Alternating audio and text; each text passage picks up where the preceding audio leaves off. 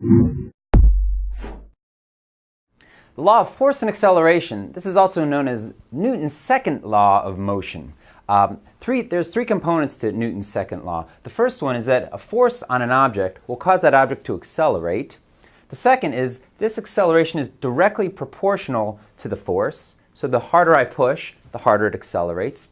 Okay? The third is this acceleration is inversely proportional to the mass of the object. So if I'm pushing an empty shopping cart, I'm going to be able to get it to go a lot faster than if I'm pushing a shopping cart that's full of groceries. Okay?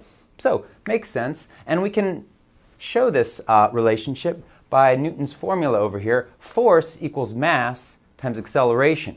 Okay? So let's do a practice problem that you might see, which is a good application of Newton's second law of motion. Okay? Let's say we have a rocket in space, so there's no air resistance or anything. It's accelerating at 40 meters per second.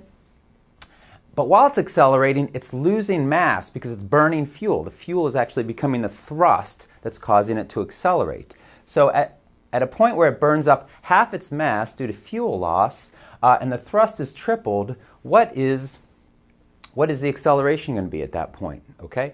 Well, if we say that force is mass times acceleration, and we say that the force, the thrust, is tripled during this time, but the mass is decreased by 1/2, then what happens to the acceleration? Okay? So we're going to say x is the change in acceleration. Okay? Well, if I say this increases by 3, and this decreases by 1/2, then our acceleration must increase by 6 times. So 6 times 40 meters per second is 240 meters per second squared, which is the acceleration at that point in time. And that's one of the reasons rockets do accelerate in space, because they're losing mass. That loss of mass conversely increases their acceleration.